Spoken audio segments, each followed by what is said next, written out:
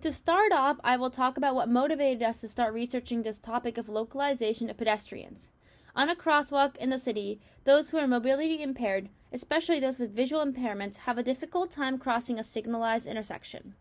Currently, they use cues such as crossing noise, the movement of cars on the road that is parallel to their crosswalk, or curb ramps to find the beginning of the crosswalk. But these cues can also mislead them to start moving at the incorrect time or veer off in different directions.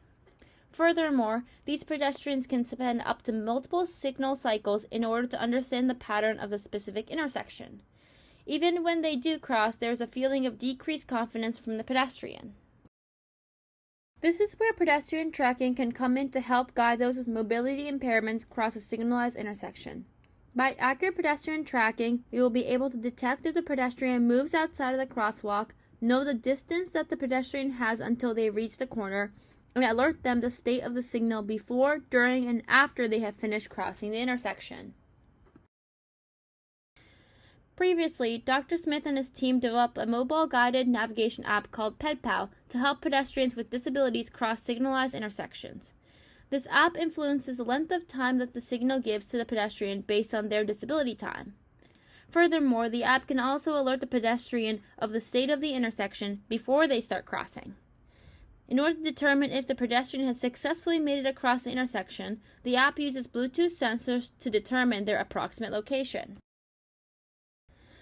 While the app is currently relying on Bluetooth sensors for the localization of the pedestrian, Bluetooth is not accurate enough to fit to the needs of PedPal. Instead of Bluetooth, we are now researching the use of ultra-wideband beacons. Ultra-wideband has been found to have up to 20 centimeters of accuracy in indoor settings, which fits to the need of the precision for PedPal. Another benefit of UWB is that the short duration pulses allow for easier sorting of correct signals versus reflective signals. It has also been found to be more resistant to jamming. Lastly, the potential lower costs make it possible to allow the UWB devices to be installed at many intersections.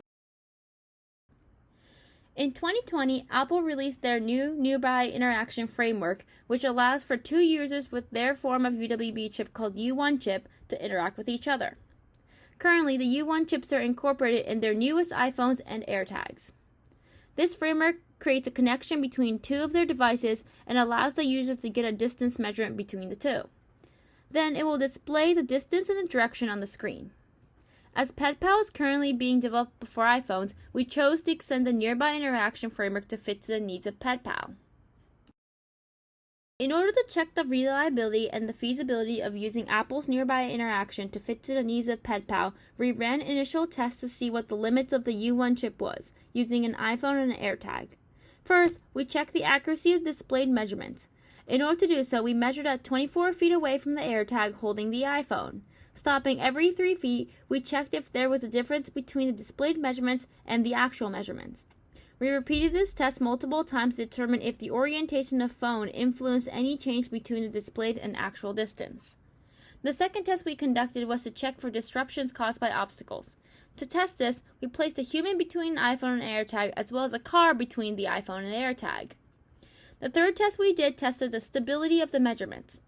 Typically, a pedestrian will have to wait at an intersection for the signal to turn green. During this time, we cannot have the measurement bounce around, as that can lead to false assumptions by the device, leading to some confusion. To test for stability, we walked out to different measured distances and stood still in that spot to check for any significant fluctuations in that measurement. The last test done was to test the maximum distance apart that the AirTag and the iPhone can be before losing connection. To test this, the person holding the iPhone started at the same place as the AirTag and kept walking away until the phone signaled that the connection was. These 4 tests, we were able to extract information about the usefulness as well as the limitation of using the Apple U1 chips. When we checked for accuracy, we found that the measured distance and displayed distance are the same until approximately half a foot from the AirTag, which at that time, the iPhone displays that the user has arrived. This means that the margin of error is in centimeters, which is within the margin of error that PedPal can have. We also found that holding the iPhone in different directions did not affect the accuracy of the distance measurements. While checking for disruption in the signal, we found that the iPhone displayed a weaker signal when there was a human between the two devices, but did not lose connection. But when there was a vehicle blocking the line of sight between the AirTag and the iPhone, the signal was lost and the iPhone could not display the distance. When we checked for stability, we found that displayed measurement converged to a single point quickly, and after arriving at that point, the measurement did not move. Lastly, we found that the iPhone can go up to approximately 90 feet before it loses connection with the AirTag. These tests conducted show that using a UWB device via an Apple device fits into the needs that PedPal requires in order to assist visually impaired pedestrians. In our future work, we plan to build off our initial findings by storing and analyzing a continuous flow of distance measurements using 2 iPhones to make a corner detection and pedestrian progress method.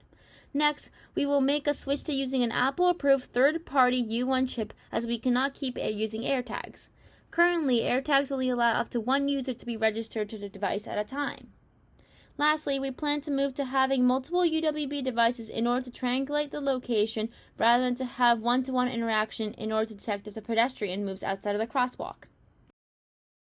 I'd like to thank Dr. Isaac Isukipati and Dr. Stephen Smith for their tireless support and mentorship throughout the summer. Also, thank you to Ms. Rachel Burson and Dr. John Dolan for organizing this summer program. Finally, thank you to Traffic 21 for sponsoring me and making this opportunity possible.